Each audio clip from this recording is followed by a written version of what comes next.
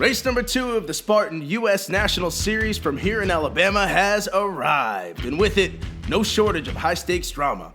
Valuable points up for grabs, cash and prizes, and of course, bragging rights that come with claiming your spot on the U.S. National Series leaderboard. I'm David Megiddo, and I'm joined by Dave Watson to call today's race. We're incredibly excited to bring you the action, but first, Mobile, Alabama, which has a certain something that ignites your passion, your curiosity, your joie, as the French say.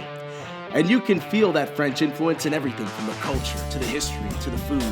It's the home of the first Mardi Gras, of centuries-old live oaks, and the resting place of the USS Alabama. Mobile is home to sports greats, musical legends, and literary giants, not to mention a little something we call Spartan Race. And with an average annual temperature of 76 degrees and access to Alabama's only seaport and the beautiful Gulf Coast, it's your ideal destination. A beautiful state, Dave, and a gorgeous course set up just 20 miles outside of Mobile with varying terrain and quite a bit of mud. And Steve Hammond is here to tell us all about it. Steve, take it away. Very excited for the second race in the US National Series. This course is going to be lightning fast. It's the fastest course in the series, so we are going to see the likes of Woodsy and Kempson and a few of the other guys go out super fast. Maybe a sub-hour course, we will see. So the course is, as I said, very, very flat, very fast, but there is some tricky sections in there, especially through the swampy marshes. Not as bad as Jacksonville, but definitely will interrupt the pace of some of the athletes. As they go around on the back end of the courses, there's some definitely some hard gauntlets with the rope climb and the bucket brigade and sandbag all being quite tough when the legs are slightly fatigued. Early on, definitely is going to be a little bit of a game changer, possibly a game changer, with the rolling mud and the dunk wall, Herc hoist straight into spear throw, all back to back within the first mile. That's going to be very exciting. Back to you guys. I can't wait to see it unfold. Yeah! Oh, how excited does Steve look, huh? This guy is pumped, and I'm equally pumped. I've waited weeks for this. As Vijay Jones, you just saw, he didn't race week 1, but Ryan Kempson, who you see right there, he was your winner last week. Ryan Atkins took second place, and Ryan Kent took third. That's Robert Killian, the captain right here. Gee, always he a looks threat. focused. And he finished 7th last week. Not a strong finish for him. He's out for blood. Very focused. Here we are in Alabama. What do you expect for yourself? Yeah, I'm only focused on Bama today. I'm going to get out there, run fast, attack obstacles, and I expect it to go well, so we'll see how it goes. I mean, everyone's a threat out there, you know. There's so many different guys that can run fast, and all these courses suit different guys differently. So there could be someone completely new popping out and having a great day today, someone like Mark or anybody, you know, really. So we'll see how it goes. That is your men's start line. Are you excited? He looks calm. He said he didn't have enough time to get mentally prepared, but he's here. Well, the runners are off, and they're going to come out of the gates hot. Typically, you see athletes such as a Robert Killian like to take the field out fast. He likes to blow the field up early. And so I would expect to see more of the same there. An athlete like Ryan Atkins may sit back a little more, be more patient with that run. That's right, Dave. This is the typical sort of start. You're going to get a big bunch. You can see Robert Killian setting the pace early, Atkins out front. But, you know, really, for everybody watching, you can't tell much at this early stage. You just get a lot of bunching, and basically athletes just have to settle their heart rate here and get into a rhythm. The key is, of course, establish a position where you're not blocked out behind slower runners who like to go out fast, but you may remain in contact without blowing through too much of your energy early on. And that is Robert Killian out in front early, but Bracken Crocker also in the mix. Fun to see him start to get back to his form. He's been off his game the last couple years, I should say, as they hit these hay bales quick. And that's Ryan Kempson now moving into first position next to Robert Killian. So the terrain, take a peek down there. You can see it's not just pure flat. There's some mud and some muck and some uncomfortable footing, so it wears on those calves and those ankles a lot over the course of this race and will slow their tempo. That's right, Dave, and you can see Robert Killian there just sort of tripping with his left ankle over a stick. It's going to be quite uneven, you know. given the weather in the past couple of months, the ground's pretty soft. It doesn't look too bad right now, but as you say, the ankle rolling potential is pretty high. It's fast, and the athletes that work on those stability strength muscles, guys like Ryan Kempson, they do very well on terrain like this. Now, Ryan Kent is sitting back there in third position. He took third last race in Jacksonville, and he has got a chip on his shoulder, a guy that never feels like he's counted in the conversation of the best athletes and always seems to be right up there. I tell you what, Dave, he's just come back from Paris, the Stade de France race where he took second. So quite a different format, probably suffering a little bit of jet lag. Doesn't look too bad right now, though. No, it looks very smooth indeed. And one of the tough things about getting off a plane is your hips and your back can be very tight for a few days afterwards.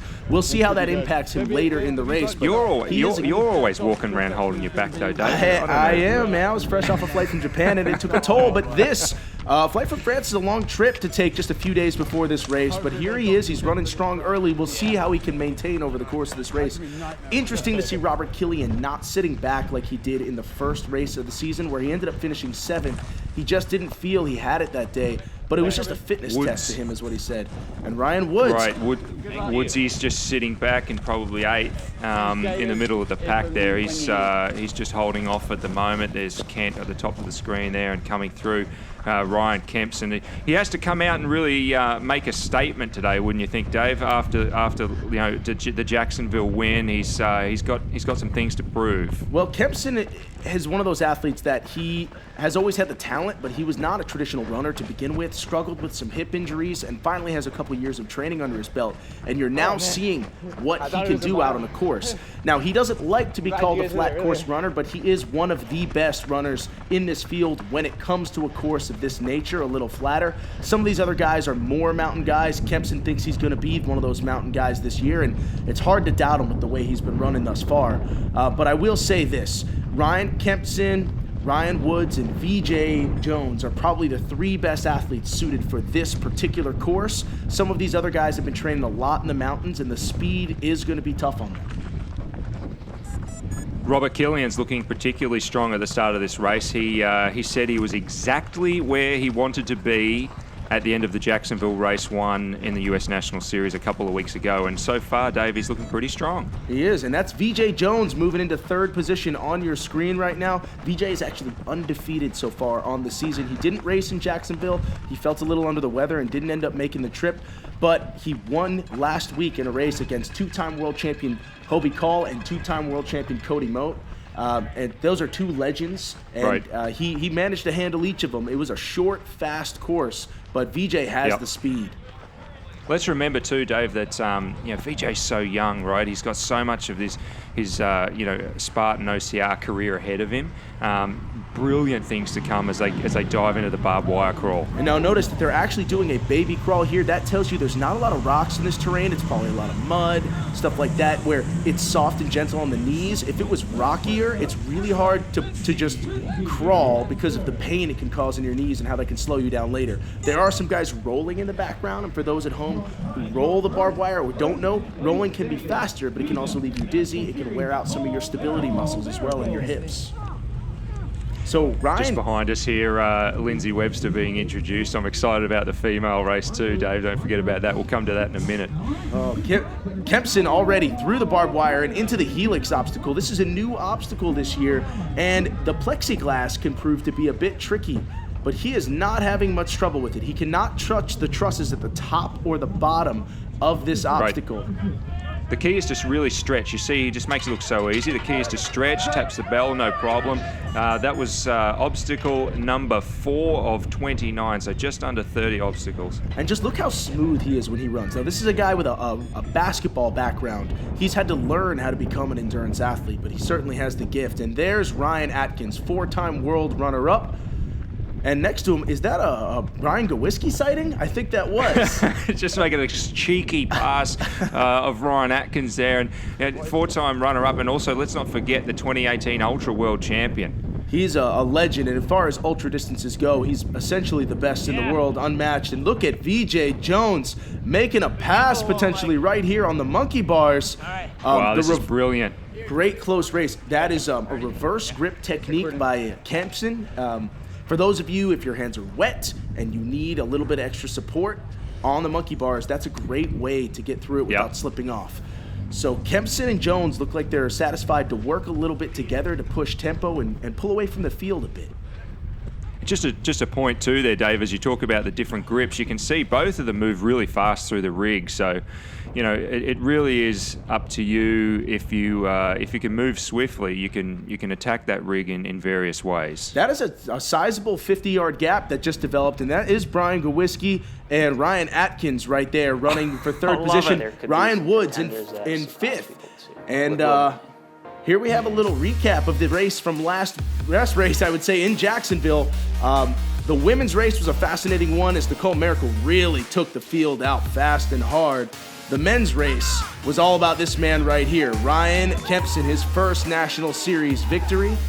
His brother greeting him at the finish line, and this was a game-changing moment. The race over the top of the A-frame, the last obstacle of the day. You think Ryan Woods just claimed second over Atkins, and then the dagger in the heart. Initially a DQ, later a 10-minute penalty for touching the vertical truss. And Boy, did the drama begin there, hey? Oh, and this was a quite a finish as well as Rose Wetzel edges Rebecca Hammond for third position. Wetzel with a clean race, fresh off of having her first child. This was a huge comeback moment for her. But so inspirational. It's amazing. It's one of those things that is very special to Spartan, is all the people and all the stories. And here we have Ryan Atkins again. He just finds a way to always be in contention. He's just got such a strong mind. You know, an 8-mile run for him is sort of like, you know, your workout, my warm-up sort of stuff. But, you know, he is obviously pushing pretty hard. He's running probably, what would you say, Dave, like a 5:20 I would pace. say these men are probably averaging at least 5:20 mile pace right now over questionable terrain, in between obstacles, and it's early. They're gonna have to maintain that. And there's Ryan Woods behind him. I would say a slightly quicker flat ground runner and a good climber in his own right. We'll have a nice push between the two of them. Look at this. Woods is the guy who's got to be out for blood today. I mean, he had such a heartbreaking moment last week. He's the defending series champion, and he really feels like he needs a little vindication today. Don't forget, he tore up his left thigh really badly on the barbed wire crawl when he came through. He came through like a rocket, and he tore it up like nothing else. Now, you can see Atkins is making up a little bit of ground. Now, that little cheeky pass there from Woods, that's all mental. That's all game playing right there, just to make a statement to Atkins. Yep, he's saying, I know I can pass you at any point in time, but Atkins is one of the best obstaclers in the race. So if anybody can make up time and pass people that maybe can cover the ground a little faster, it's Atkins. And I'd like to add one more thing about him, and that is that Ryan Atkins never seems to have the leg speed that some of these other top guys have, and yet he's always there, because there's nobody that can redline themselves to the point that Atkins can. It seems like he can just run at redline all day. He's an unbelievable athlete, and it all comes with a lot of heart. Onto the Herc hoist. Herc hoist here, and different techniques. You've got to keep a foot on the ground. Yeah. And don't forget the hands wet too, everything wet just from the dunk wall just there, so that, you know, that just makes things a little bit more difficult when it comes to grabbing the rope and getting that weight right up to the top. You got to remember, everybody watching at home, that you're not allowed to drop the weight. It must be brought down in a controlled fashion. Look at these two guys. Did you see how fast Atkins went through that obstacle, catching up to Kempson, but then how fast Kempson blew by him coming out of it? It's the different strengths, these different varieties of athletes. It's very impressive. Now, there's a difference in strength. There's a difference in size in these two.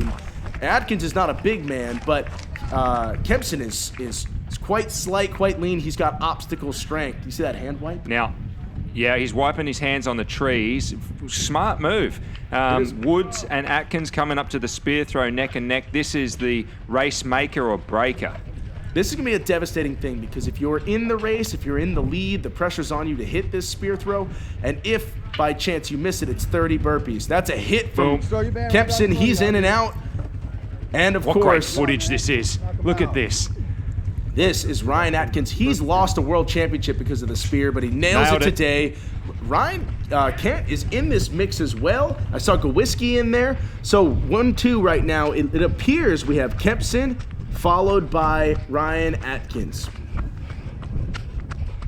It's just open, wide terrain, an opportunity to open up and really go. And this is your women's start line coming over the wall. You'll see a few faces that you recognize immediately. Faye Stenning, a Lindsay Webster. Oh, yeah. Brilliant. What talent there is at that start line, Dave. Alyssa Hawley stretching out. You see Heather Golnick off there to the side, and Nicole Mericle on the right. She won the race last week in Jacksonville, 2 weeks ago, I should say. Faye Stenning right next to her in the blue, and Rose Wetzel next to her. As they line up, there's a few Miracle other always faces. so relaxed, Dave. Oh, but watch how fast she comes out of the gates. She comes out like a cannon every single race. She wants to assert her will upon the field.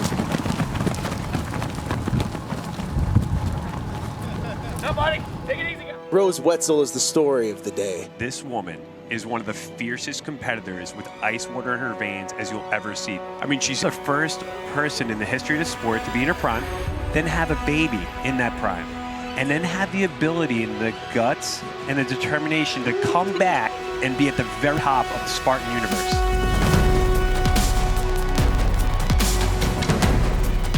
I feel like I put a lot of pressure on myself last year, trying to prove I can come back, and now I feel like I have the pressure off because nobody was putting me in their list of people to do well. And people who don't know Rose and are just getting to the sport, she was a dominant performer. She was one of the top 2 women in the sport and then had a child right in the center of that. So the question is whether she could get back to that top spot. Women's race is off and going. Oh, look at the speed out the front. Running towards the left, that is Rose Wetzel. Right now she's running with purpose and determination. Now I feel like I've just proven that all my hard work is paying off and that I'm back and I'm just ready to mix it up and have a great year. Rose Wetzel, can you dismount faster? It's a sprint, and here's Rose Wetzel! Third place from Rose Wetzel. I want to make every race count and really be an inspiration to especially moms out there. You can do both. It's really hard. You have to work so much harder than you ever thought. But then when it all does come together, it's amazing because I feel like I have the best of both worlds. I think it's safe to say that Rose Wetzel is back to form. And those of us who've been known Rose for years could not be more proud of her and the emotion that she elicited that day. It's just relief, a monkey off her back after being such a struggle to get to that point. It takes so much work, so much effort. Dave, I've not known Rose Wetzel for years, and I'm so proud of her. She is an absolute machine and looking in top form. Here's Nicole Miracle flying over the Hay Bay wall. As we look at the athletes that are moving through this course, Lindsay Webster sits there in third position. I believe that's Leanne Wastany right behind her in fourth. And as these athletes push through, it's again the same questionable terrain. Look at all these downed trees, bushes, things, ankle biters, anything that could make you trip and fall. That's right. It's a constant concentration game as well as the game of just trying to keep up with the leaders here at this very, very fast pace. Look at these awesome shots we're getting out here too on the course. We have to mention that our camera operators out there are running the same pace as these top athletes to and get look you who we've got here, Dave. Shots. Not to interrupt, but this is Vijay Jones in first position at the Twister. And can you imagine doing it more effortlessly than that? Yeah, it looks like he's got a bit of a sizable lead right there, Dave. So, there's a little chop and change going on at the back. Now that's Nicole Mericle sitting in front, looking completely comfortable, dropping insane tempo. She likes to come out fast, but she's proven that she can sustain it. And that is Rose Wetzel. She'll be looking to really stamp her name on that podium again, Dave, after the emotion and the high of Jacksonville. A lot of tears, a lot of celebration. She's had not a lot of time to come down from that race.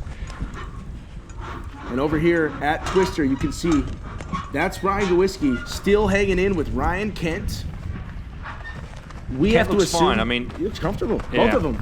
Yeah, they look fine, and Kent looks fine given the fact that he was just, as I say, racing in Europe a week ago. You wouldn't really tell. However, that was a short race, and you never really know everything that's going on inside the body. It, of course, isn't the race that does the damage. on a trip like that. It's the journey itself. It's the flight out. It's the flight back. It's the jet lag. But you see no signs of ill effects there.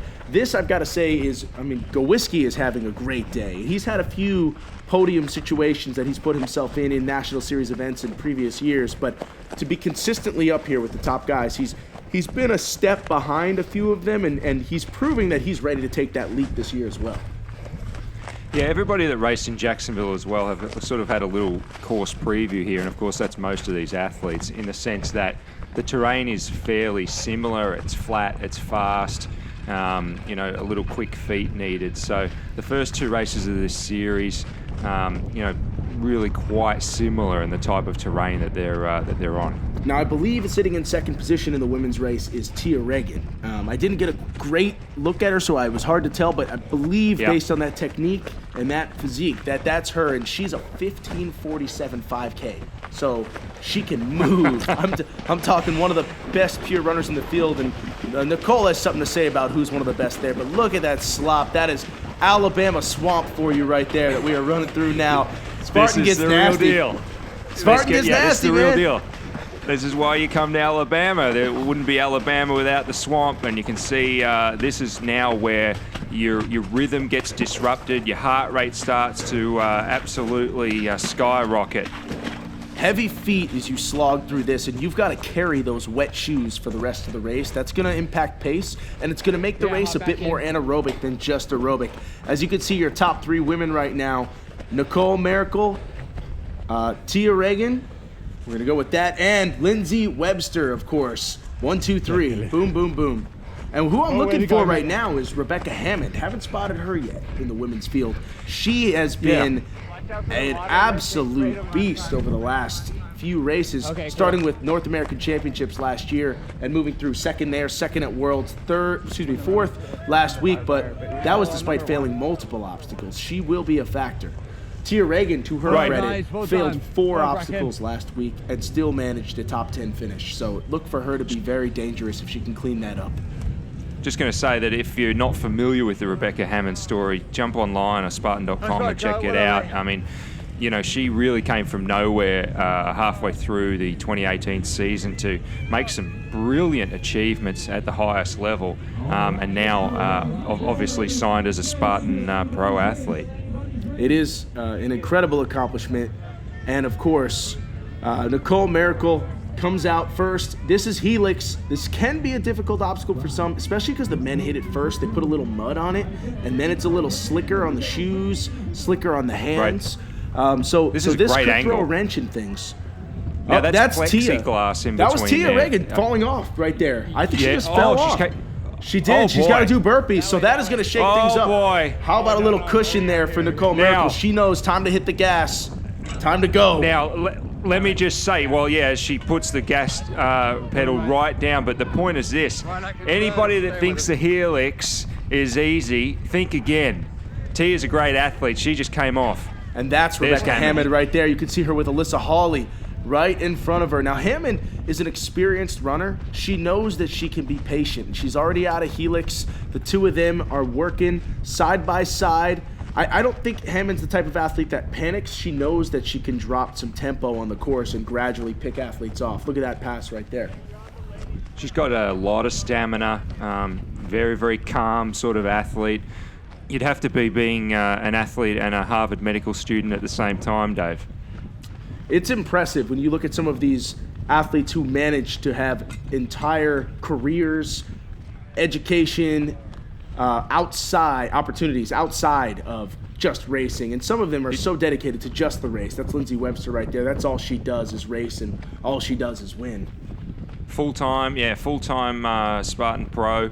And then we cut back to this man, of course, Kempson, just warming the hands up. It's pretty cold out there, just over 50 degrees, Dave. It's actually perfect for running. But they say 76 degrees in Alabama, but year-round, but that's not in the mornings. In the mornings, when we start early, it can be crisp out there. When you're wet and you got that 50-degree temperature, your fingers, it can be tough to keep the circulation in there, and that is a trick. Yeah. Another trick is, of course, stick your hands in your armpits. Superstar style. Not while you're running, surely. Yeah, surely while you're running. Yeah, just briefly coming into an obstacle can be very helpful. Okay. So you can that- choose whether or not you want to take that tip from Dave Magida, but I'll go without. So now you can see that the terrain is transitioned now into this crushed grass. And again, that's going to change things footing. Again, a little stumbly, but they have a chance to really roll, to really fly here. As Webster, this is the terrain that she wants. She wants to find a rhythm. She's a rhythm-based runner. Yeah, well, that'll end pretty soon when she hits that swampy stuff. But right now, this is where you got to lay down an attack and use this fairly wide open, fast terrain to set a position and a pace. You could see how athletes like Nicole Mericle, Ryan Kempson, they've taken advantage of these first couple races of flatter courses to just rack up some points, that they're not afraid to go out and just blow the fields up early with high tempos. And knowing full well that some of these pure mountain guys and mountain women are going to need to really have perfect races in the second half of this year in order to keep up with them in the point series.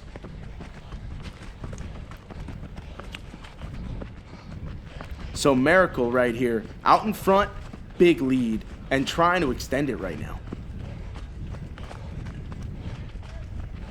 Now, of course, just had some word that Woods did indeed miss the spear throw, so that's confirmed. So that's a massive blow to Ryan Woods. It's devastating. It's the second week in a row that something has come in and crippled his race when he is one of the dominant athletes in this sport, and it's been very tough. Obstacles have hurt him in the past, but the spear throw can be just a heartbreaker, and that is Ryan Atkins somehow just hanging on the heels of Ryan Kempson, and he's always there. He's always there. It's actually and you incredible. Can see, he looks like he's dying, but he's just hanging on the heels of Kempson as Miracle comes through the dunk wall. He would disagree with you. He would argue that he never feels like he's dying, and that is Webster. He doesn't feel like he's dying, but the point is, like, just the different running style and expression on his face would make you think he's redlining a little bit. But now these two ladies are going to be going. Atkins is a champ. These two women are going to be going toe to toe all year long, it appears, because Miracle took first place in Jacksonville. Webster is the defending champion of the series and of the world, and Webster has managed to claw her way right back into a dogfight with Nicole Miracle. Great footage. Hey, Dave, I want to ask you a question. So yes. Woodsy has missed the spear throw for everybody watching as they come to the Herc hoist here. Game over or not? When you're Ryan Woods, I would say not a game over quite yet. Just because, he can prove to be able to run 90 seconds faster than the field over the course of the race, and there's a lot of miles left for him to run. He might have 5-ish miles left or more to put down some tempo and cover some ground, but it's questionable, and he may need a few favors from some of the other athletes out there in the field at this point. But for him, even a podium spot, even maybe sneaking in a third would be very helpful point-wise. It's a star-studded lineup, I'm just about to say, at the Herc hoist there, at the female race, as Miracle takes off. You can see they use their bodies as a lever on the fencing around the Herc hoist. It's a fairly common move now at this level. Now, these obstacle gauntlets that they've thrown down here, they had the rolling mud, get your hands all wet, and it just fatigues you a little bit coming out of that, heading into the slip wall, the Herc hoist, and now the spear. Now your hands, your grip, your bicep, your shoulders are a little bit fatigued just from having to manipulate with your hands so much, and now you have to lower your heart rate and throw the spear. So it's these little twists as Rebecca Hammond shows up in the race, and she is not far behind. The spear is going to be critical. Miracle's going to nail it. She looks so calm. She's been very strong at this lately. And Lindsay Webster, there you go. Looks like we got a hit out of Nicole Mericle, and we got a hit out of Lindsay Webster, and that is a sigh of relief for her. I can tell you that, as Rebecca Hammond needs this. Hit from Hammond. Your top 3 women are in and out of the spear throw, and that is great news because that means, folks at home, we are going to have a hell of a race. Tell you what, Woodsy's going to have to make a few phone calls during the next week and get a couple of tips. Watson, Just kidding. You are bad. Okay, so as you can see right now, there's about a 25-yard gap from Nicole Mericle back to Lindsay Webster, and what we really want to see is the two of them duke it out. Miracle with the pure speed, Webster with that rhythm run, but they both can throw down such great tempo. And don't count out Rebecca Hammond, who just is lurking back there in that third position. Nicole Miracle's running style really just reminds me of her personality, relaxed. Robert Killian, he is obviously just an absolute champion at this sport, and he said to me in Jacksonville that he is ready and feeling good about this whole series. He said he was exactly where he wanted to be at the end of the Jacksonville race, and right now it looks like he's looking pretty comfortable. He looks as he always looks, perfect form in the legs, a bit muscly in the upper body, but that's just how he always runs. And the thing is, you don't realize how fast he's moving with that stride.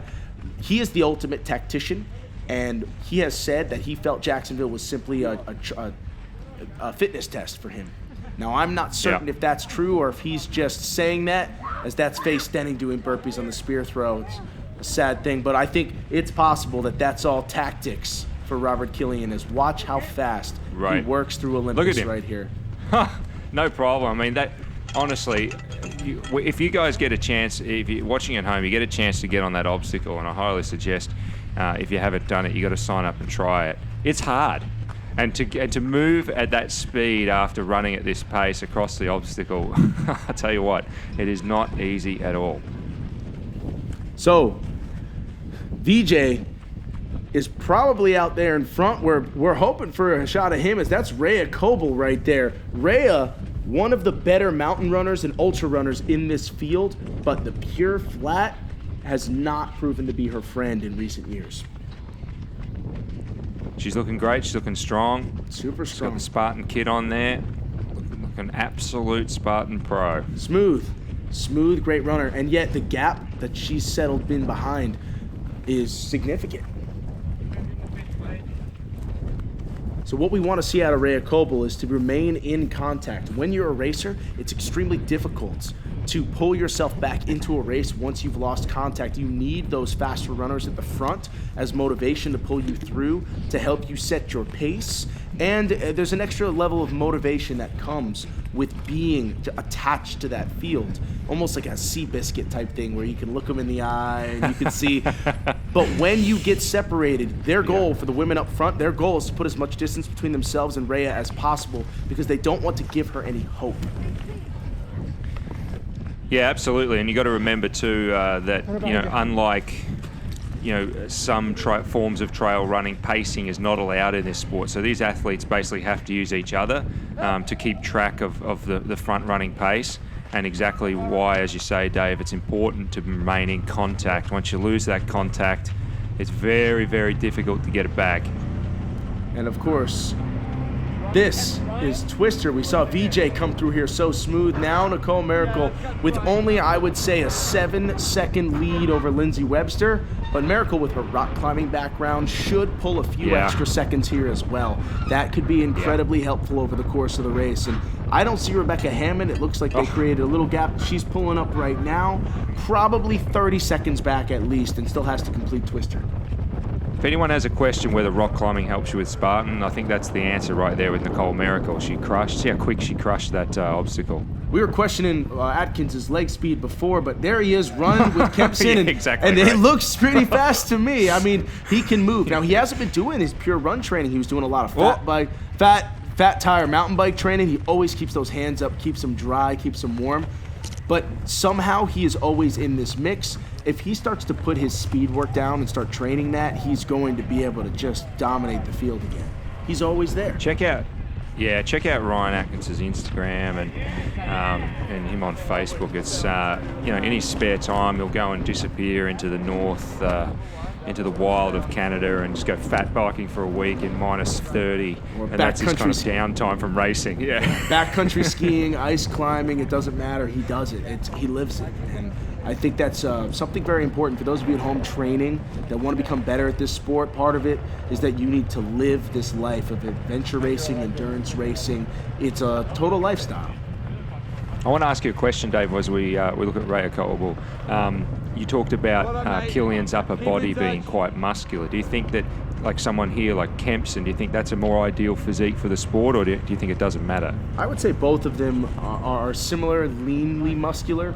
It's more I refer to Robert Killian's almost choppy arm swing. That's this muscly arm swing that he puts in, but with perfect leg stride. And you can see that Ryan Kempson, besides his head bobbing around a little bit right now, which happens when he's fatigued, he has almost picture perfect form. Long stride, great extension, relaxed arm swing, and he's just checking his tempo. He knows exactly what he wants to hit, as he says, 5:15 to 5:20. That is his goal. Oh, little stick of the tongue out to Steve Hammond. This is who's our camera operator. I absolutely love this. The underdog from Vermont, and they're actually having a bit of a conversation with each other as well as he sets this blistering pace along the side of the road. Look at him looking back at Atkins there, Dave. He's looking back. He just wants to know where he is, but he seems to be very comfortable, enjoying himself tremendously. And for Kempson, one, it's just a victory to be able to be in this race right now and be healthy and be training and be racing. And every day he gets to just, go out, run in woods like this and enjoy himself, which he couldn't do when he was hospitalized dealing with this major hip problem that he was having. And I think for those who have been injured, to look at a guy like this and see he's been to hell and back, and you can get back to the top. Remember, he's self-coached too. He's self-coached too, Dave. Coach Kempson. As a trainer, trainer, he taught himself, how to be more biomechanically efficient with his running. I was talking to him about it a few weeks ago. It's a pretty impressive story, to be able to coach yourself and get yourself to this level.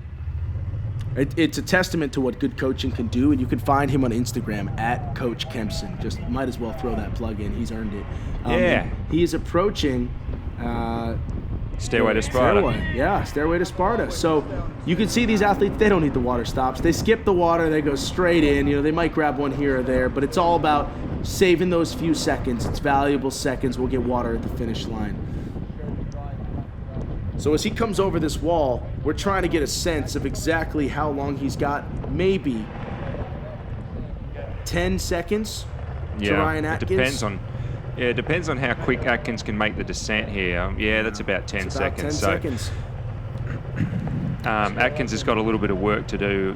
Kempson on the side of the road there was just clipping along. And there she is again.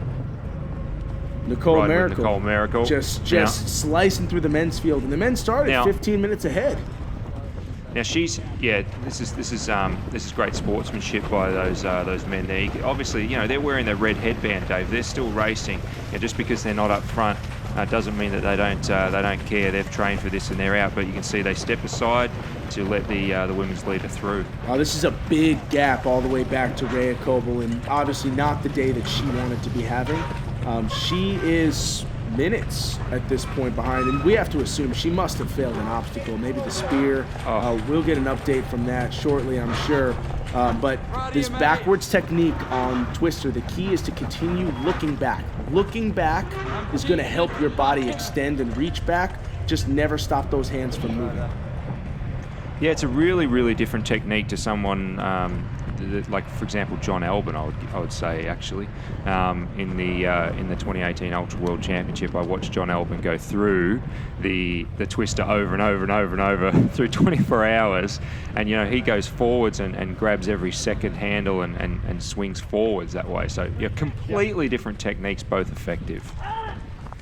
Well, so again, you can see the jump over this terrain. It's a little bit dicey. Raya Koval. Moving after she gets... This is tiring work. It takes a lot out of the hips and the calves, the muscles around the ankles, and it just in general fatigues you a lot. And it's why you've got to get out and train on this kind of terrain. You can't just race on it. You need to put some time in the woods. This is awesome footage, and I just heard her say, "Well done," to that male racer that she passed. She's got enough time to have a comment, to say something, and enough sort of mental fortitude to do it. What an awesome sportsman and athlete that she is. And right now, what we can only assume is Vijay Jones maybe still out in first position, if not Ryan Kempson and Ryan Atkins in that mix as well. A tough break for Ryan Woods. For those of you just joining us, He missed the spear when he was right in position. Ryan Kent and Brian Gawiski, as well as Robert Killian, all in that mix for podium spots as well. A deep, deep field. It's going to be a war, a dogfight all the way to the finish as Raya Koval now just hitting the swamp, and it's just so nasty here. Oh, this is tough. You can see after just kind of log hopping for a while, straight into shin deep water. This is where you got to keep the momentum going. High knees, keep moving. Loss of time here is a very real threat. People asked why Saraland, Alabama? Why is this the place to run this National Series event? Swamps like that are a perfect example of why. As Robert Killian just hitting Stairway to Sparta, he's got his work cut out for him. He is way behind Ryan Atkins and Ryan Kempson right now. She's making her way slowly but steadily through. You got to watch out for those eye snaggers. See a little digger right there. You also got to watch out for falling over as well. That's okay. She's using the terrain and she's keeping her pace fairly steady despite the challenge. And then there he is, the smooth champion of Jacksonville 2 weeks ago. Ryan Kempson looking really good as he comes over the wall. He's going to like that name, Dave. But the smooth champion. But look how smooth that form is. But as he runs, don't be surprised if Ryan Atkins is 12 seconds behind him. And all that takes is just a momentary lapse, a struggle on something like, let's say, the tire. That could slow him down just enough for Ryan Atkins to pass him. We saw that Atkins almost passed Ryan Woods on that obstacle in Jacksonville just because it took Woods an extra 20 seconds to get that tire over and back over a second time. It's seconds count on the obstacles, and to that point, you saw him just leap the 7-foot wall just there, Dave. It didn't even look like he was barely breaking stride, yet he was making his way over a 7-foot wall. There's two things to be said about doing obstacles quickly. One is the time that's saved. Two is, can you do them efficiently? Because the efficiency to come in and out of obstacles, it's what's going to save your energy to get back up to speed and run quickly through the rest of the course. It doesn't matter if you're the fastest person through an obstacle if you wasted all your energy blowing through it.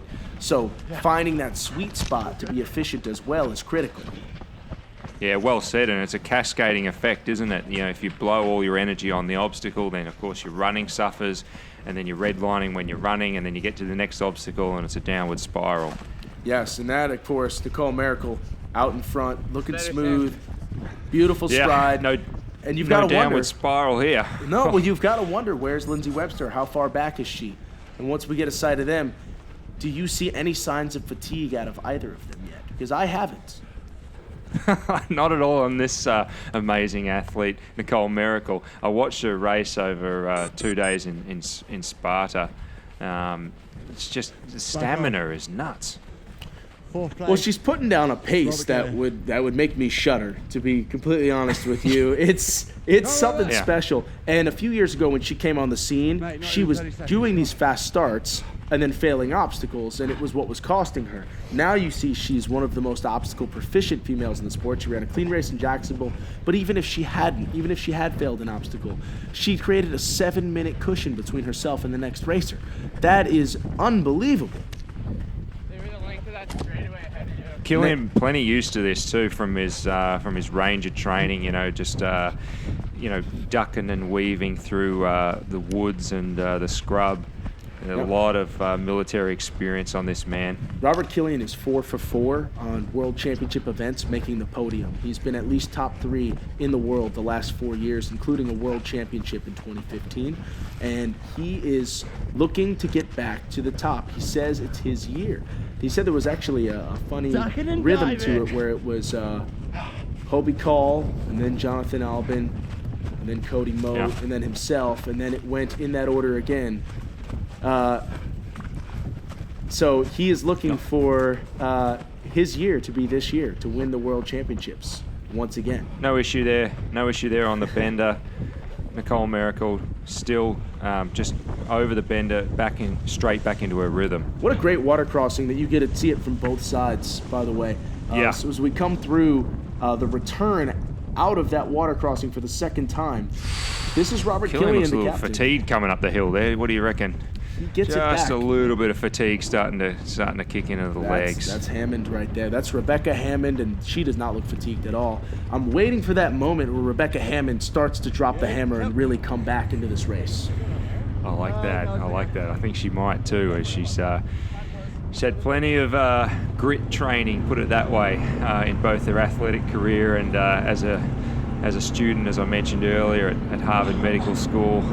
Sometimes she has to forego training just to deal with the workload as a student at Harvard. Now that's Bender, So the obstacle even more right there. impressive. As she comes over, Bender barely breaks stride. Yeah, it's really important. Everybody watching who's new to Spartan, or if you haven't tried it yet, get your leg up quickly. It's all about getting your leg on there, and then you're okay. The If you hang it by evolution- your arms. Oh, yeah. Yeah. You can fatigue it. Now, the evolution of this athlete right here, Alyssa Hawley, has been incredible. She is running like step for step with Rebecca Hammond, who is a world-class runner in her own right. And yet, Hawley was just an athlete who liked to do CrossFit and pick up heavy things and has completely transformed herself into a runner over the last few years. She's dropped a ton of Such muscle. a huge fan. Yeah, she puts in the miles. She puts in the work. She is a fan favorite. For those who don't know her, the Christian Warrior, check her out. Yeah, I'm such a fan of Alyssa Hawley, and jump onto Spartan.com and check out, or maybe the Spartan social media feeds. Check out Eats with Alyssa Hawley. You can watch her cruising around Iceland and eating some various crazy stuff. She's an awesome person to hang out with. Now, this is Ryan Kent again, making moves back into that podium position. We saw him before battling with Brian Gawiski. It's going to be an interesting finish that we have coming up this way because these athletes are now about 45 minutes into the race, or 40 minutes into the race. This is getting serious. Right. Yeah, it's down to the business end of the race, and now's the time to, if you're going to pick up the speed, now's the time. So I think Miracle's doing exactly that. She looks like she's picked up the pace just a little clip, wouldn't you say, Dave? Just a little bit. And the women are about halfway into this race. The men are probably 2/3 of the way at this point because of that 15-minute earlier start. And this is what matters. Where athletes, the fatigue that's setting in, you either have it or you don't, and you're either going to go or you're not. And this race can get blown open by minutes over this next few sections.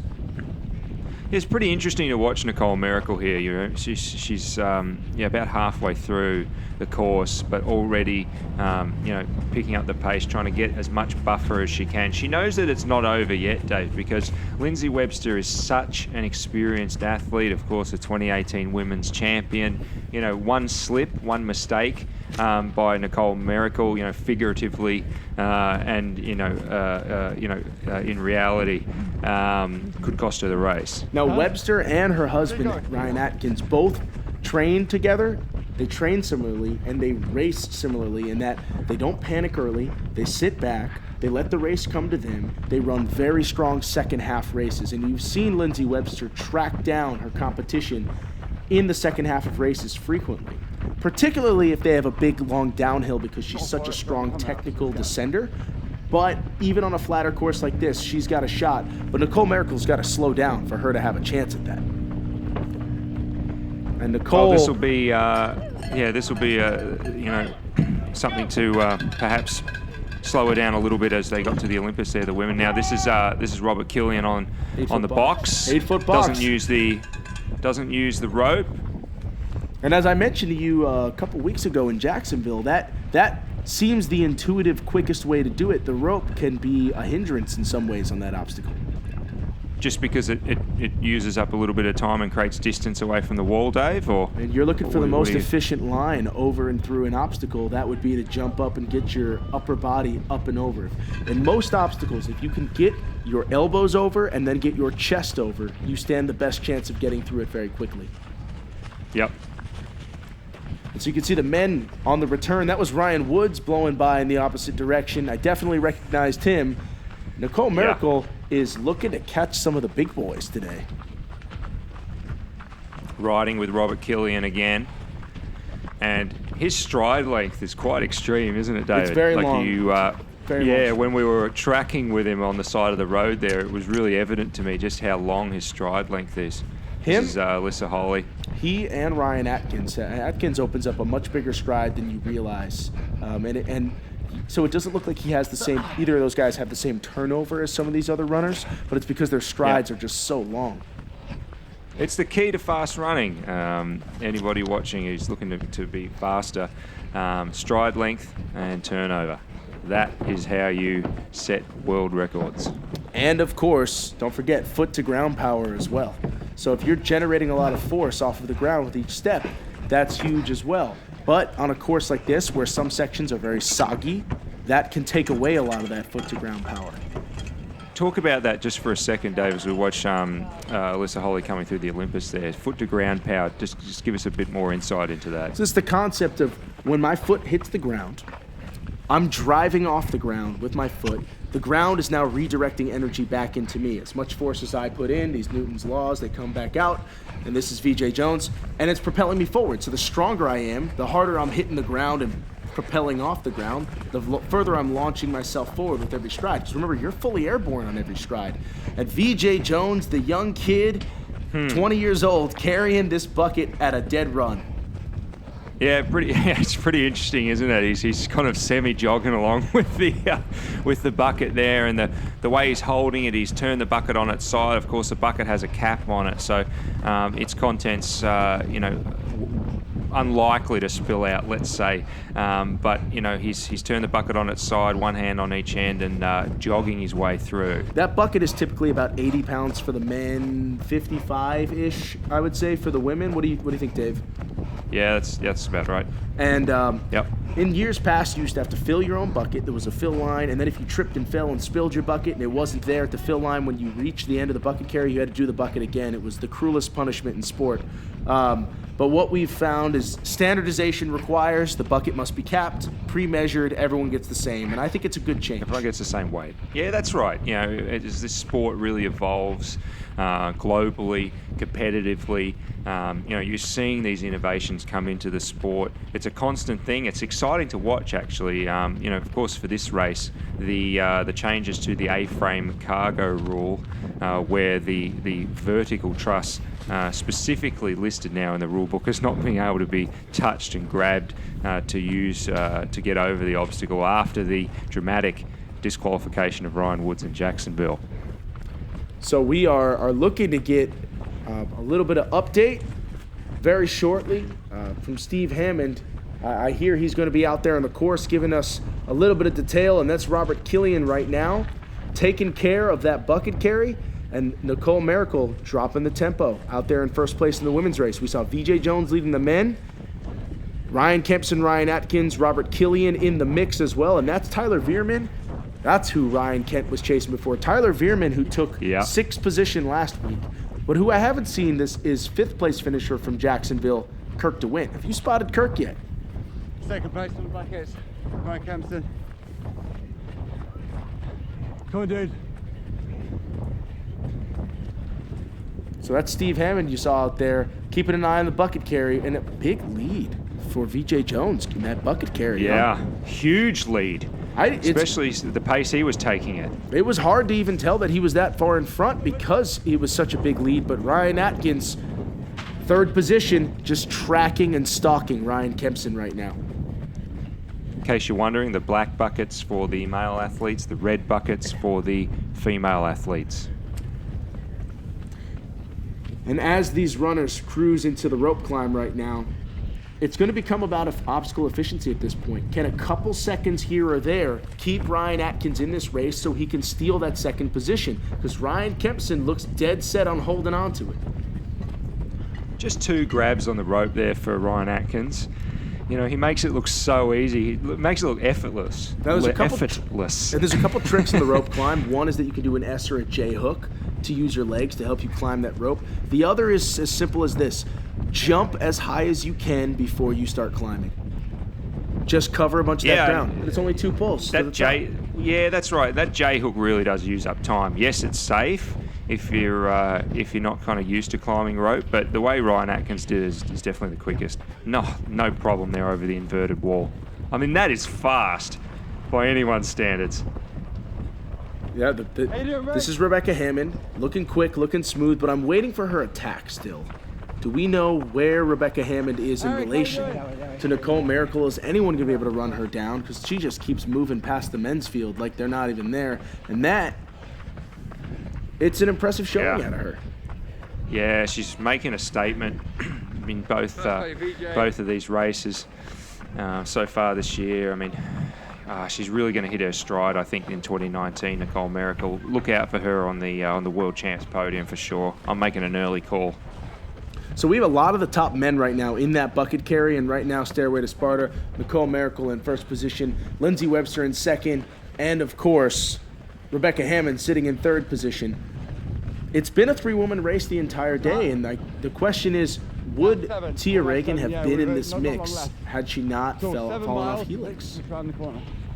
Yeah, here's an interesting juxtaposition on that obstacle. You can see Nicole Miracle is the leading female athlete here and a Spartan pro. The guy on the left there, not sure of his name. Good to have you on camera, mate. But you can see they both went through the obstacle at relatively the same time. Stairway to Sparta, really, you can't do it much quicker than Nicole did it there. And watch, Ryan Atkins just shaved a few more seconds off, and now, as he does his last burpee, he's probably only 4 seconds behind Ryan Kempson. So that gap of 12 seconds shrunk to 8, shrunk to 4 now. Kempson's going to have to put down the pedal to the metal if he has a chance to win this thing, or to take this thing. Yep. Vijay Jones seems to be so far out in front, we don't even get to see him in this battle. Vijay Jones, as we saw him just clipping through just a little while back with the bucket carry, seems to have a sizable lead. Just in case you're wondering, that was the Atlas carry. You carry the Atlas ball across to the flags, you do 5 burpees, you pick up the ball, and you go back. So it's really sort of a real full body obstacle, and it can really get the heart rate going. It's a rhythm breaker as well. You're running smooth, and then all of a sudden you got to do a bunch of burpees. Now this Nicole Miracle is coming over the 7 or 8 foot wall. That's a 7. Yeah. And here's Rebecca Hammond now hitting Stairway to Sparta. So sitting in third position and just hitting this obstacle, I would say the gap seemed to be somewhere in that 90-second to 3 minutes. Yeah, 2-minute range. Yeah, 2 minutes. Yeah. I might be overextending myself a little bit there. I'd say 2 minutes. It's going to take a lot. The challenge. It could take a failure out of something. And we saw last week, or 2 weeks ago in Jacksonville, Rose Wetzel edged Hammond out by just inches because she ran a clean race and Rebecca Hammond failed 2 obstacles. If Hammond runs clean, she has a chance to pull Miracle back if there's anywhere that Miracle can fail. I don't see it happening. We've already passed the spear, but anything is possible. What do we have out there still? Beater? Oh, there's a dig. Well, Yeah. I mean, you've got the beater. I mean, I think that what I was going to say before was the challenge for Hammond is she's got to hope that Miracle fails an obstacle. Now, she's not really going to hit anything to throw her until she hits obstacle 23, the beater. Wow. And again, the proficiency of Ryan Atkins to get through these obstacles quickly.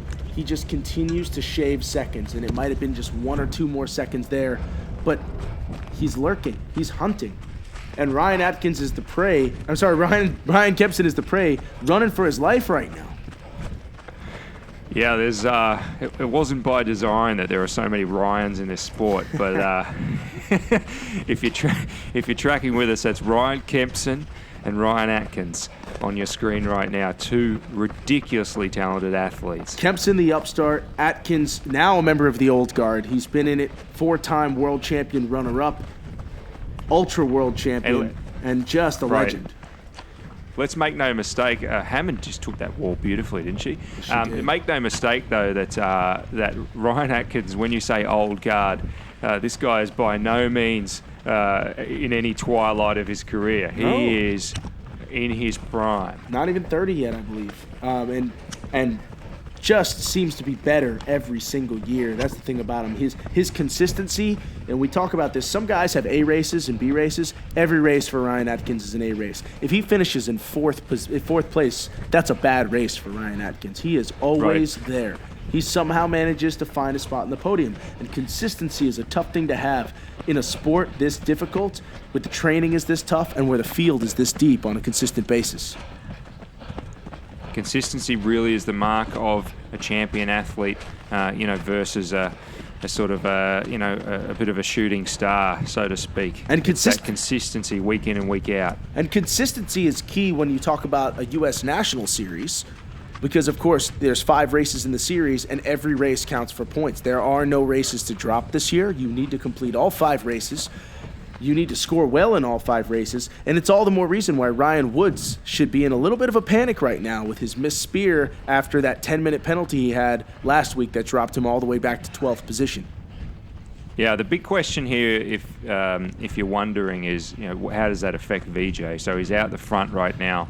He missed Jacksonville race 1. Does that mean he doesn't stand a chance to be on the podium at the end of this series? I'd say no, especially if he takes this one, and it depends on what happens with Kempson. But if he were to be able to win the next few races in this series, he absolutely stands a chance to be on the podium. It's if an athlete were to miss 2 of this series, I'd say then it starts to get a little bit dire. Take us through the points differentials that we have for different podium positions. Yeah, the first 5 positions have an unevenly distributed points system. So the top athlete gets 300 points, and then down to the first 5 places, it's an unevenly distributed system. You can check it out on Spartan.com. Then after 5 places, each position below that, there's a 1-point differential. And the reason for that is so that an athlete that does more races but finishes much lower doesn't finish higher than an athlete that did less races but finished much higher. That sounds these are highly confusing, but if you can understand that, you can check it out on Spartan.com to see the distribution. And these are significantly adjusted points, so we're talking like 300 to 264. Like they're crazy jumps in points, and it does allow for some really exciting stakes in these races. As we've just about hit the hour mark in this race at this point for the men, and about 45 minutes for the women. Nicole Mericle is flying and out in front with wings on her feet and no one else in sight. Yeah, I feel tired just watching Nicole. she makes it look so easy. I feel tired not because she makes me look, not because she's not smooth. It's just the speed. And that is Ryan Kempson leading Ryan Atkins by just a few seconds as they head into beater. Now this obstacle is a little different because one person could impact the other person. They're taking separate lanes because they don't want to disrupt each other. Kempson is very smooth. Look at Atkins. But Atkins just made the pass. Now you've got a battle on your hands for second position as Kempson now has the urgency to run with some serious speed, as this is the Sandbag Carry. Ladies and gents, Veejay Jones way out in front. And does he look tired at all to you? No, he looks absolutely calm. There's the sandbag on the back, and he'll take it away. It's closer he's looking than we very, thought. very calm. This is not as big a gap as we thought it was. This looks like it might only be a few seconds. These two have been pushing each other side by side for this whole race, and they have managed to claw Vijay Jones back. And that means not just something for a special finish today, but it means that this entire season is going to be a special race between these guys, maybe Ryan Woods when he gets that spear back in action, and a few others. But we have a very competitive men's field this year. Oh, look at Atkins. He's driving those knees. He's just adjusting that sandbag. He's a strong athlete. He's setting the pace. He's showing Kempson, hey, you want this, you got to come and get it. And that's Rebecca Hammond. The deep water crossing back. That might be the last water crossing of the race. There is some deep mud crossings for the women's race to still happen. You saw that in the men's race, those muddy bogs. But what we have here is an opportunity maybe for Hammond to pull herself back into that top 2 position. We don't know where Webster lies out on this course. Yeah, I think Hammond really hasn't put the hammer down, as you were saying earlier. I think she's just kept it pretty steady. So if she doesn't, there's not much chance. Like we said, it would take a fail on the beater, I think, from Miracle to cause any strife. And Ryan Atkins, just always so strong on the obstacles, is just slowly but surely pulling seconds away from Ryan Kempson, who's merely just trying to limit the damage. He's the smallest athlete in the field. He's incredibly strong for his size, but an obstacle like this, which is a weighted carry, is going to take the biggest toll on some of the smaller guys.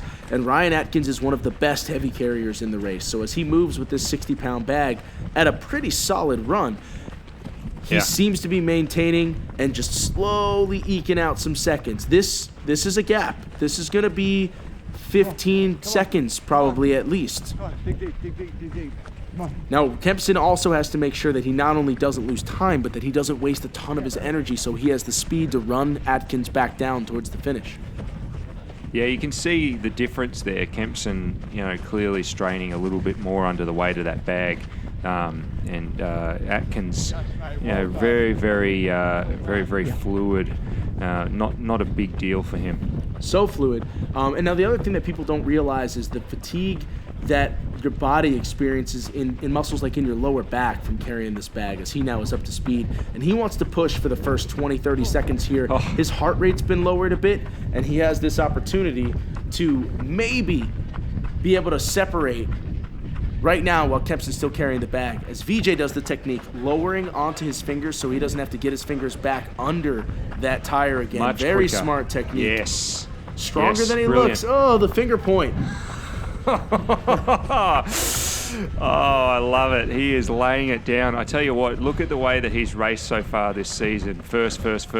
He, as you said, he wasn't able to race in Jacksonville, but he's done a whole bunch of races. He's finished first. He beats out Hobie Call and Cody Moat just a couple of weeks ago. He is in fine form.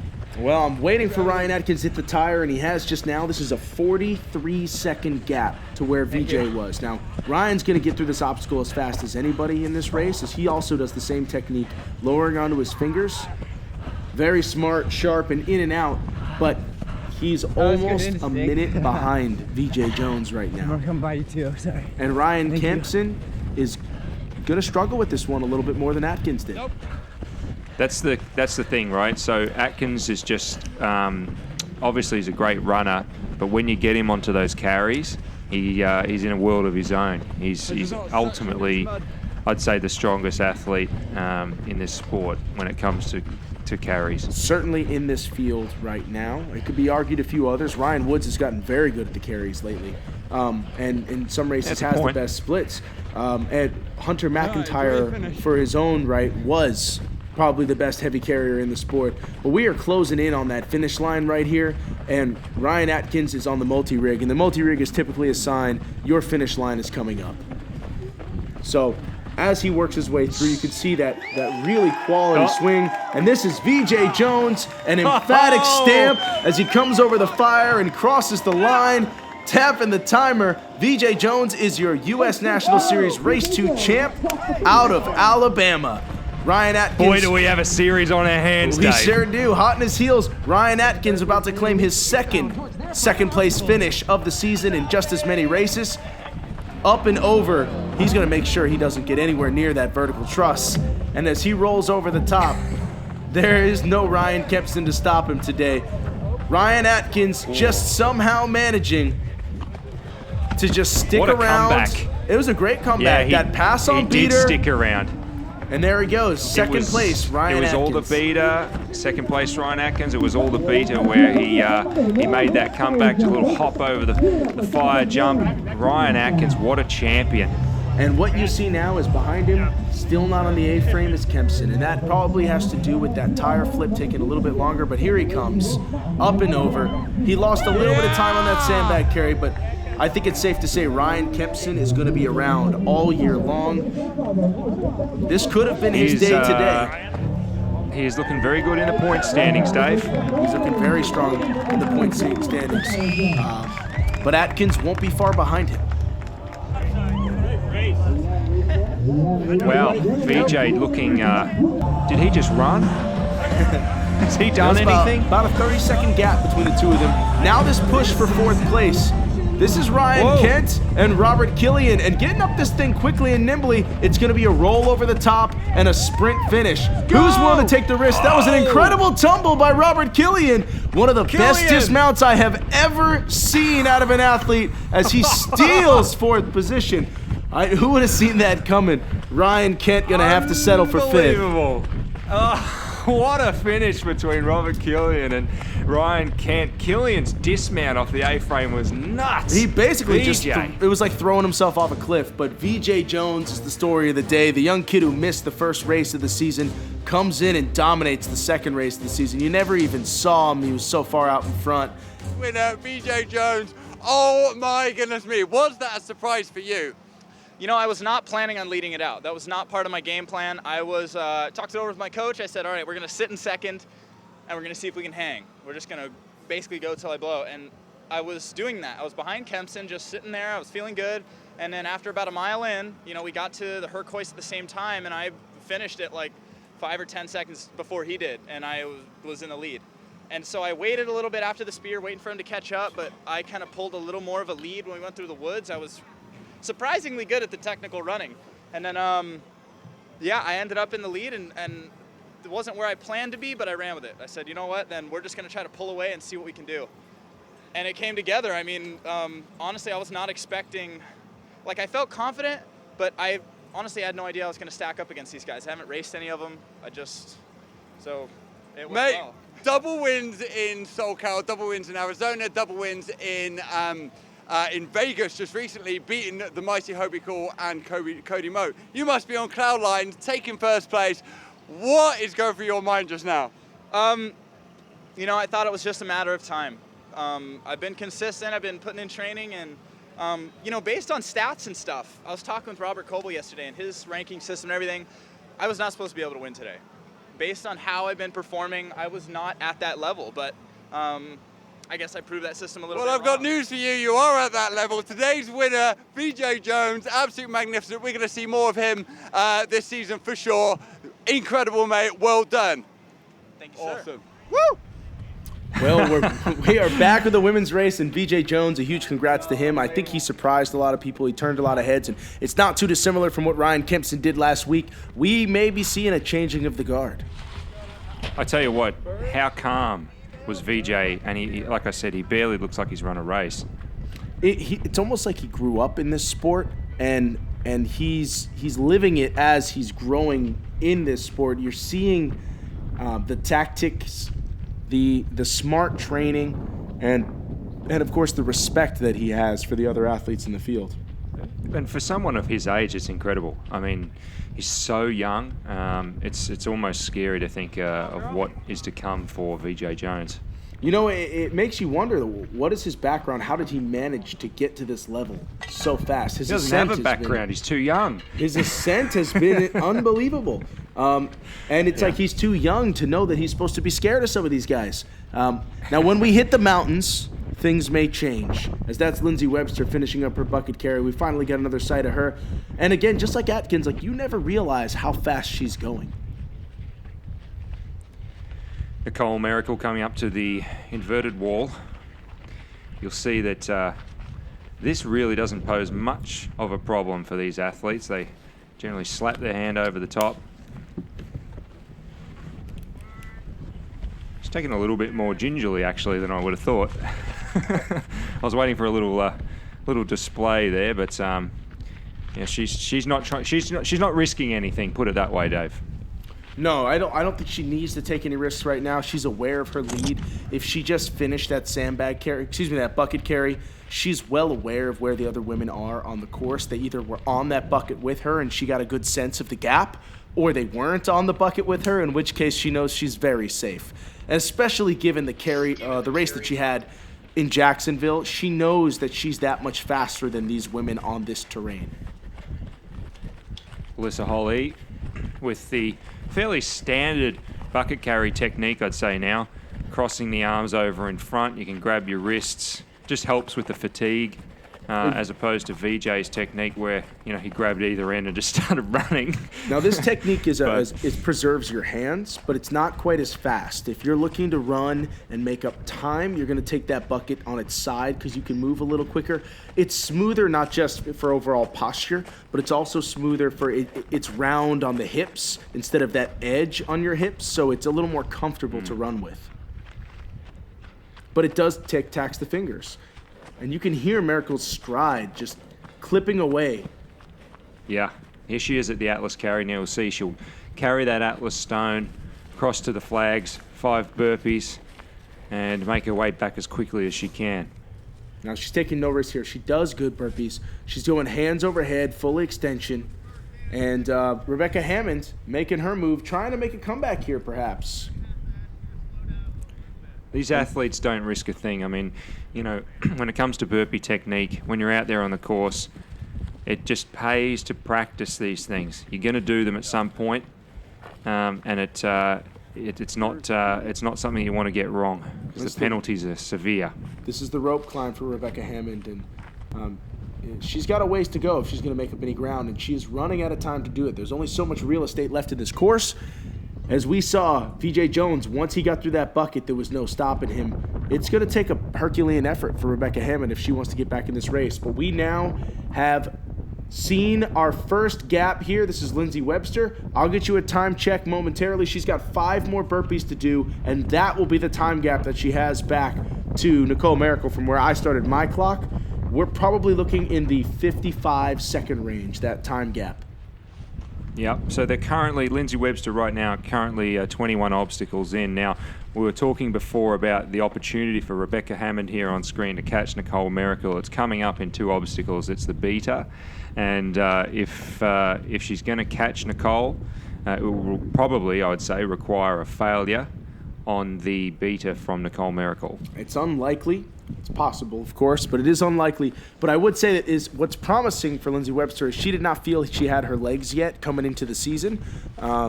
That just like last year, she's a little behind her goal training, and yet somehow she's not 7 minutes behind Nicole Miracle this week. She's a minute behind her, and that's promising as we move towards the mountains, where she's going to be a little more dominant. Yeah, we have to remember that lots of different terrain in this series. The first 2 races, of course, very flat, similar to each other. But as you say, Dave, then heading to Washington and then Big Bear, finishing off in Utah, the elevation becomes significantly increased. Very different courses. And there's Alyssa Hawley, of course, somehow managing to always be in the mix. She's given chase not too far behind Rebecca Hammond, maybe less than a minute, the gap between her and Hammond as she comes over the top. But to your point, this is important. No one is out of this yet, because those who typically win on these flatter courses are not the same people that necessarily win on these mountainous courses. You're going to see a Robert Killian on the men's race start to move up a little more. Ryan Woods will start to move up a little more. And at the same time, as you can see, Rebecca Hammond finally getting to this carry. What you'll find is that the fields will mix up a bit. Raya Koval, Lindsay Webster are going to become a little bit more dominant in the mountains. This woman right here, Rebecca Hammond, has said she's not a great sustained climber, and yet she took second at World Championships in Tahoe on a sustained climber course. So I would disagree with her on that. Yeah, not a great sustained climber. Yeah, well, maybe in her mind. Yeah, maybe an insight into things to come. Now that's what I love about this. She's 3 minutes back right now. I mean, that tells you just how impressively Nicole Miracle has been running these last 2 races. Right. Yeah, I was just going to say that's what I love about this season's courses, for the US National Series, that variety and the fact that it does, different races do appeal to different skill sets, your mountain runner or the flat. So that it does give an opportunity for some really good competition this year. Seattle will have some hills, but is essentially a flat course as well. Although typically a wet course, it slows them down a bit. There'll be some deep water. There could be some mud. It's very unlikely that Seattle's going to be a dry course, given the climate that we have out there. Does it rain there? Sometimes. Yeah. And so you might see a bit of what you're seeing right here, that deeper water, that thick mud. But Lindsay Webster with that same technique as Ryan Atkins, hands up. Talk about that, Dave. Why are Ryan and Lindsay Webster holding their hands up like that? What are they trying to do there? Well, not only are you trying to keep your hands out of the water, but you're trying to keep your hands from getting splashed on. Because if your hands get splashed on, there's a little bit of muddy, dirty residue on there. Your hands can become slick before you go into those final obstacle gauntlets. And the last thing you need is to fail an obstacle right at the end. It's the absolute worst place to fail an obstacle. You have no real estate left in this course to run anybody back and make up for your mistakes. So instead, go in with dry hands. don't have those problems. Thank you. Yeah, brilliant observation. And Raya Koval obviously slipped over earlier on in that swampy marshland, and her hands well and truly covered in mud. She's had a bit of time, though, to clean them off as we come up to the Z-wall. And the Z-wall, as you can see, there is a cutout inlet right there. That used to be a solid board when this was just a traverse wall, but now that they've made this a Z and they've taken the center out, we've seen athletes disqualified for stepping on that interior rail. You are not allowed to step on that rail. You cannot touch the top or that rail. You can only touch the blocks themselves. But she makes clean and quick work of it as now we hit the sandbag carry. Yeah, it helped to get a little bit more leverage on her knee too there. Did you see that? Just crossing the plane through the middle of the cutout there on the Z-wall. Yes. Just allowed her to get her toe into the foothold a little bit better. So that's absolutely fine. Totally And legal. I'd say that's a benefit of that cutout. And now with this sandbag carry, women's weights are what? Good question. I don't have it in front of me. Somewhere in the realm of about 40 pounds. And as they go into this I was carry- going to say the realm of, Dave, but I wanted to give you an exact number. And as we go through this carry, we're going to find out exactly what the gap is again, because it's been 40 seconds so far, and we're waiting for Lindsay Webster to hit her sandbag carry.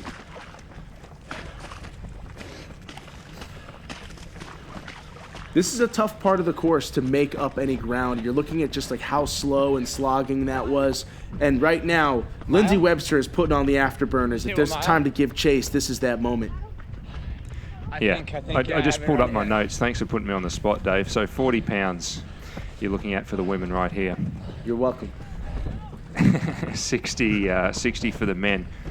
These are heavy. These are very, very heavy. But what makes it tough too is the way that the sand shifts around in the tubular structure. Yes. So you can see like it really does matter how you pick it up. And then you'll see some athletes just take a second to distribute the weight. Generally, if you get the weight into two ends, you can throw it across your shoulder like that. Everybody has their own preference, but she looks quite comfortable. Yeah, so the weight will shift around, and it causes it so that it can be hard to drape it over your neck or difficult to control and put it how you want it. Now, and that's her husband who's running along? beside her. Yeah, exactly. Now, that was second place male finisher Brian Atkins out on the course. Absolutely legal. It's just in a spectator zone. He's running along with Lindsay Webster, giving her a little bit of coaching and advice. It's a nice thing to have as she makes her way through the last significant obstacle of this course, because what we've got left, I guess, beater. Beater could be a failure obstacle, and this is Nicole finishing up. So we'll try and get a split. It's less than 2 minute gap between them. She's flying. She's moving honestly, fast. I mean, yeah, honestly, she doesn't look like she's under any stress at all. This is Alyssa Holly we're tracking with right now. That ground, David, is atrocious. It's terrible. Running I on. mean, if you're a pure runner, if you're a marathoner, that's the last thing that you want to see out on the course. It is just so tough on the joints. Yeah, but Nicole Mericle is through cake's it. hard too. And look how it cake's fast. hard, and you can roll an ankle. You can trip, you can roll an ankle, and it can end your race very quickly as it starts. But look how quickly she goes by these men's athletes right now. What you're seeing out of Nicole Miracle is a truly world-class athlete. Yeah, absolutely. And like I said before, these male athletes that she's passing are elite athletes. They're in the elite heat. These guys are not to be sneezed at, and yet she is just smoking them. You know, there's something to be said about the true elite athletes out in this field and the folks who are just running that heat, the elite heat, to basically get their day over with early. And there will come a day when it is just the athletes like Nicole Mericle right here who are just truly dominant that are going to line up on that initial wave of the day. Yeah, look, you're seeing it already. You know, I think the sport's made a lot of leaps and bounds in the last 2 years, particularly with the global series, the national series all around the world, and the gated qualifying systems. It's harder to get into the World Championship than it ever has been. There's Alyssa Holly, no problem on the beater there. She's so talented when it comes to these grip obstacles. She really is. And this That's is what Nicole Miracle I was making gonna her say way that's over a the West vertical Point cargo. shelf. Yeah, West Point shelf attachment there. So you've got to basically get yourself, your body up. It's quite high, as you can see, especially for Nicole Miracle. She's not particularly tall. So you got to leave yourself up onto that platform before you get over the vertical cargo structure. Did you like her technique, Dave, of reaching across, grabbing the cargo net, and dragging herself like a little worm across the ground? She's gonna tell you off for that, David. She's incredible, talented, and that was ingenuity at its best. As Nicole Mericle is getting through the last failure obstacle of the day. Oh, what a champion. This is it.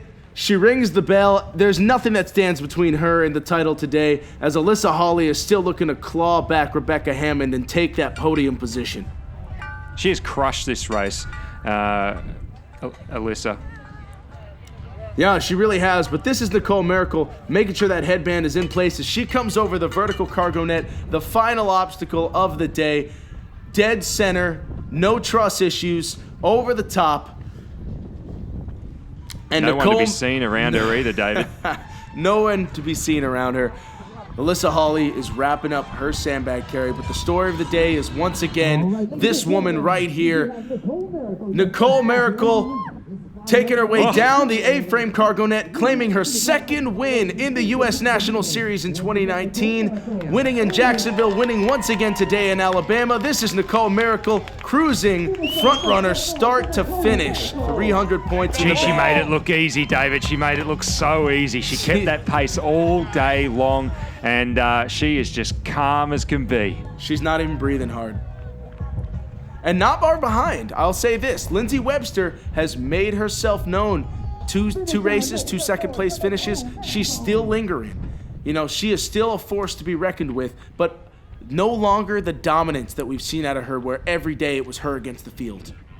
Yeah, look, I mean, you got to also think about the strategy too, David. So, 3 more races to come after this. A lot of elevation at Big Bear. We hadn't really mentioned the Big Bear course in any detail yet. I mean, it's a brutal course, right? So there's plenty of racing left in the season. Then, of course, there's the North American Championship and the World Championship. Look at that explosion of a fire jump, will you?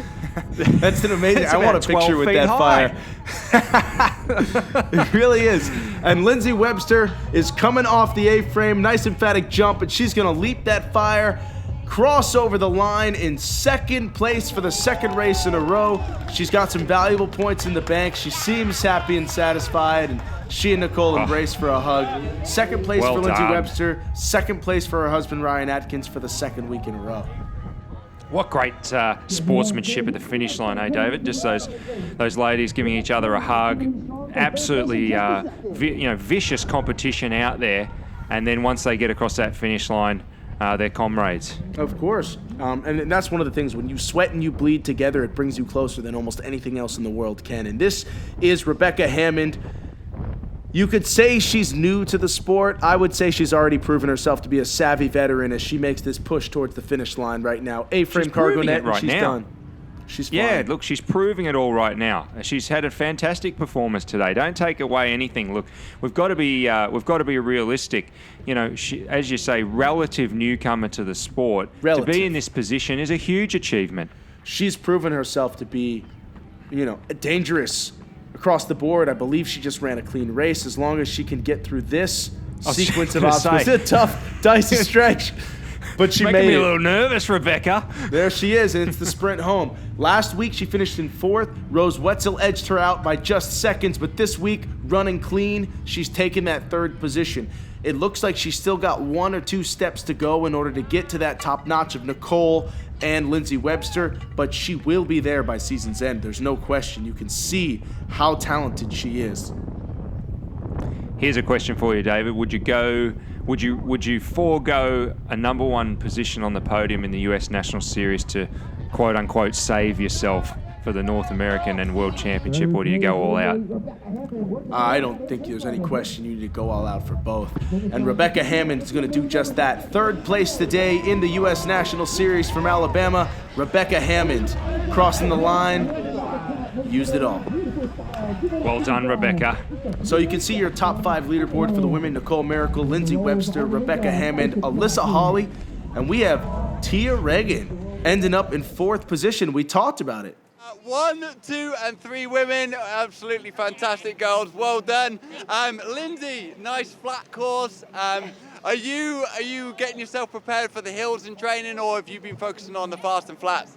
Thus far, I've been focusing on the fast and flats, but I'm so happy with how my race went today. Like, flats, obviously not my forte normally, but I think I did really well today, so I think it paid off. Well, second place, well done. It was great to see you out there. Nicole, wonderful first place. So you're top of the series by a long way. Going into the mountain series, are you confident? I would say I'm less confident. So not quite the mountain series, but the more mountainous in the series, like the Utah, the Big Bears. But we've got the wet mud fest of Seattle. Does that excite you at all? Yeah, sure. I really like the swamp in Jacksonville. More than like the flatter, harder course here. Actually, I thought this would be great, and it was fun, but I definitely wasn't as fast on it. So I think the swamp and the muddy terrain in Seattle will be good, and I am excited for the mountainous courses too. I just am standing next to like the best downhill runner in the world here, so I get a little more scared for those ones. Well, I agree with that. I got to psych her out, so I'm not going to object. Well, Rebecca, amazing third place. Once again, you came fourth in Jacksonville. Yep, sure did. So going into Seattle, what are you preparing training wise? I'm gonna keep running and doing some upper body stuff. That sounds exciting, Rebecca. It sounds very exciting. More of the same. Love to see you back on the podium. Good luck for the next races. Thank you. I think the swamps are going to be selected for her because she's got the grip. So when stuff gets muddy, like everybody slips, Miracle's not going to slip. So I think it's extra good for you. Well, I think you girls are 1, 2, 3 in the series now. So it's going to be very exciting moving forward to Seattle and then to the mountain events, which could be incredible. All right, great race here, guys. Back to you guys. Oh, thanks so much, Steve. Steve Hammond. An amazing race out of Nicole Mericle, Lindsay Webster, and Rebecca Hammond, no relation. On the men's side, Vijay Jones, the story of the day, Ryan Atkins and Ryan Kempson have created quite the competitive series in the men's field. Kempson, Atkins, Kent, Killian, and DeWint on the men's race. And of course, on the women's side, you have Nicole Mericle with a perfect score, followed by Webster, Hammond, Wetzel, and Hawley. To catch the rest of this season of the U.S. National Series, you can catch us April 13th. That's going to be out of Seattle, of course. For a Spartan Race, I'm David Magida and David Watson. We'll see you next time.